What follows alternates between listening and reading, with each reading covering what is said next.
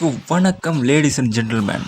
நானும் வாட்டர்மெலன் பற்றி பேச வேணான்னு பார்த்தா மாதத்துக்கு ஒரு பிரச்சனை எடுத்துட்டு வந்துடும். அப்படி வாட்டர்மெலனாவது வருஷத்துக்கு ஒரு தடவை தான் சீசன் இருக்கும். ஆனால் இந்த ஆளுக்கு வருஷம் ஃபுல்லாக சீசன் தான். அதாவது என்ன மேட்டர்னா, நம்ம வாட்டர்மெலனை பிடிச்சி உள்ளே போட்டாங்க, அதாவது கைது பண்ணி உள்ளே தூக்கி போட்டாங்க. அதுக்கான காரணம் என்ன, எதனால் தூக்கி போட்டாங்க அப்படிங்கிறத இந்த வீடியோவில் பார்க்கலாம்.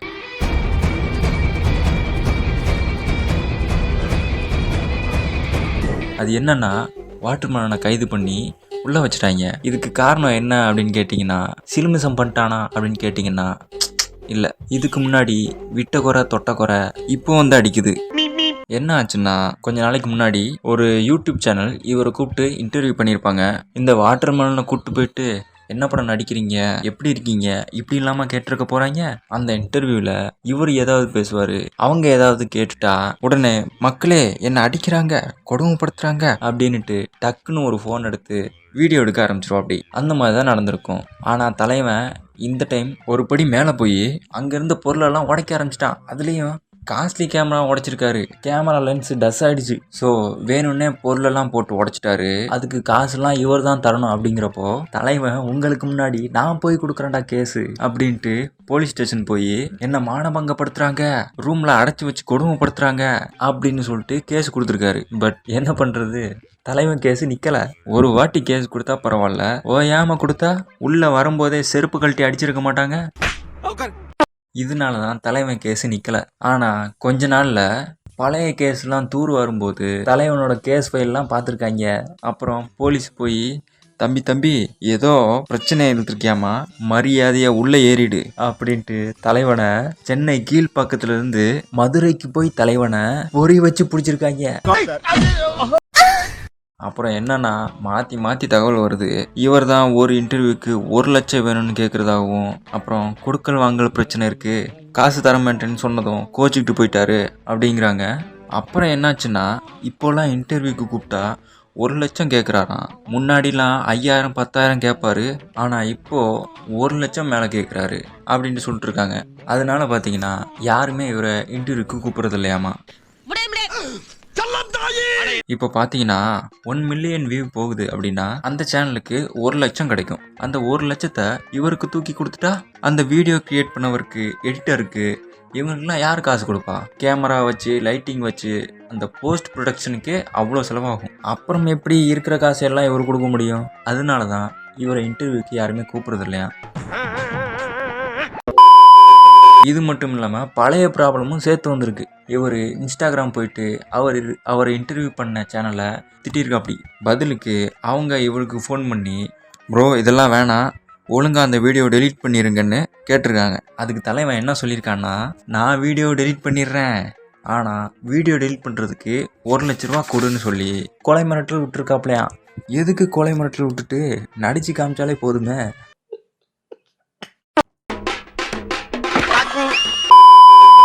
1 லேக் வேணும்னு கேட்குறது கூட ஒரு ரூமெல்லாம் இருக்கலாம்னு வச்சுக்கோங்களேன்.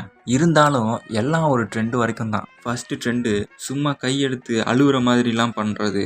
அது பார்த்துட்டு எல்லாரும் யாரடா இவன் பைத்தியம் மாதிரி இருக்கான்னு சொல்லிட்டு எல்லாரும் ஷேர் பண்ணிட்டு இருந்தானுங்க. ரியல் ரீசனே அதுதான்.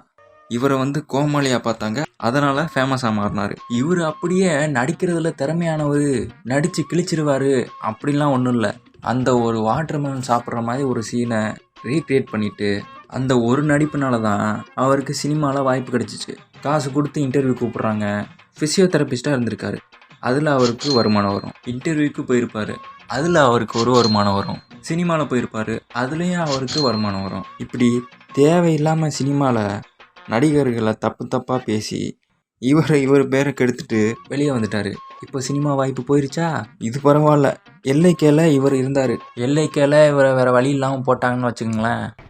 ஏதோ சேர்த்துக்கிட்டு வச்சுக்கிட்டு இருக்கேன். அப்புறம் கருப்பு படத்தில் வாட்டர்மெலன் ஸ்டார் பண்ணதை சூர்யா எடுத்து பண்ணதுனால அந்த சீன் ட்ரெய்லரில் வச்சுட்டு படத்தில் மொத்தமாகவே தூக்கிட்டானுங்க.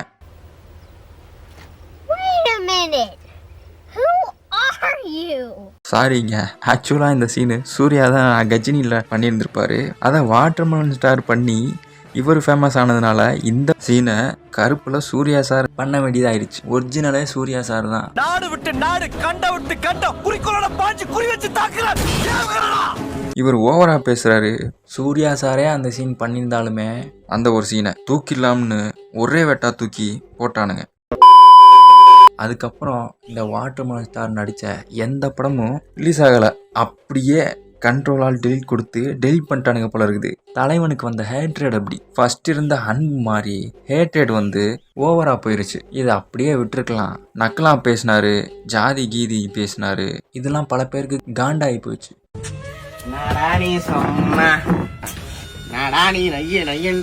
இதனால என்னாச்சுன்னா அவரோட இன்ஸ்டாகிராம் ஐடியை எல்லாரும் ரிப்போர்ட் அடிச்சு தூக்கிட்டானுங்க. அப்பாடா இதோட இந்த பீடை ஒளிஞ்சிருச்சுன்னு சொல்லி எல்லாரும் நினைச்சிட்டு இருக்கும்போது புது ஐடியா ஆரம்பிச்சாரு. அதுல ஏதோ பேசிட்டு இருந்தாரு. அப்படியே விட்டுருந்தா அவர் காணாம போயிருப்பாப்புல. இந்த விஜய் டிவி தேவையில்லாம அவரை உள்ள கூப்பிட்டு ஃபேமஸ் ஆக்கி விட்டு அதுக்கப்புறம் நல்லா வாங்கி கட்டிட்டானுங்க. ஒவ்வொரு பிக் பாஸ்லையும் வந்தவங்கள அப்புறம் வேற ஷோலையும் கூப்பிட்டுருப்பாங்க. பட் தலைவனை பண்ண வேலையில தலைவனை எதுக்குமே கூப்பிடாம விட்டானுங்க போல. குக் வித் கோமாயில பஞ்சாயத்தாயி போனவன் தான் போனவன் ஒரே ஐடியா போயிட்டான்ப்பா அப்படிங்கிற மாதிரி உள்ளுக்குள்ள அங்க இருக்கிற ஆளுங்களையும் பகிச்சுக்கிட்டு ஒரு சோசியல் மீடியானதை ஆக்கி தலைவனை ஓரம் கட்டிட்டாங்க. இப்போ என்னன்னா தலைவனை பிடிச்சி உள்ள போட்டாங்க. உள்ள போன 2 நாள்லயே தலைவனை வெளில விட்டாங்க. ஒருவேளை அங்க என்ன நடந்திருக்கும்னா, நான் தமிழ்நாட்டின் நடிப்பு அரக்கன் அப்படின்ட்டு சொல்லி எல்லாரையும் டென்ஷன் பண்ணி தயவு செஞ்சு வெளில போடான்னு அனுப்பிட்டானுங்க போல. உடனே தலைவன் வெளில வந்துட்டு சவால் விடுறான். மக்களே இது ஒரு பொய் வழக்கு, மக்களே என்னை ஏமாத்துறாங்க. எல்லாரும் நான் மதுரையில் இருக்கும்போது இங்கேருந்து கூப்பிட்டு போயிட்டு காவல்துறையினர் வந்தாங்க, இங்கேருந்து கூப்பிட்டு போனாங்க, கோர்ட்டில் போய் இறக்கி விட்டாங்க, என் மேலே தப்பே இல்லை அப்படின்ட்டு பேசியிருப்பாப்படி. எனக்கு தெரிஞ்சு கீழ்ப்பாக்கத்தில் இருக்கிற போலீஸை கூப்பிடாம கீழ்ப்பாக்கம் மென்டல் ஹாஸ்பிட்டலுக்கு கால் பண்ணியிருக்கலாம். மென்டல் ஹாஸ்பிட்டலுக்கு ஃபோன் பண்ணுறான். நீங்கள் அவர்கிட்ட இருக்கிற ஃபோனை பிடிங்கி வச்சாலே போதும், எல்லாரும் ஹாப்பியாக இருப்பாங்க. டிடிஎஃப் வாசனுக்கு லைசன்ஸ் கேன்சல் பண்ண மாதிரி இவருக்கு மொபைல் ஃபோனை யூஸ் பண்ணுறதுக்கு தடை போட்டுடலாம். அப்புறம் என்னன்னா வாட்டர்மெலன் இப்போ வெளில வந்துட்டார் போல். அடுத்து என்ன நடக்க போகுதுன்னு தெரியல, பொறுத்திருந்து பார்ப்போம். ஜிபி முத்து கூட அவர் பாட்டுக்கு காட்டுக்குள்ளே வந்து லெட்ரு படிச்சுட்டு அது பேட் வேர்ட்ஸாக இருந்தாலும் ஃபன் பண்ணி டிவி சேனலில் வந்துட்டு எந்த ப்ராப்ளமும் இல்லாமல் இருந்தார். ஆனால் இப்போ அவரையுமே காணோம். ஆனால் இந்த ஆளை ஃபேமஸ் பண்ணி விட்டதுக்கு நல்லா செய்ன்னு செஞ்சிட்டான் எல்லா ஆக்டர்ஸையுமே. ஸோ தயவு செஞ்சு இனிமேலாவது இந்த மாதிரி ஆளுக்கு ஃபேமஸ் பண்ணியோ இல்லை சப்போர்ட் பண்ணோ வேணாம்.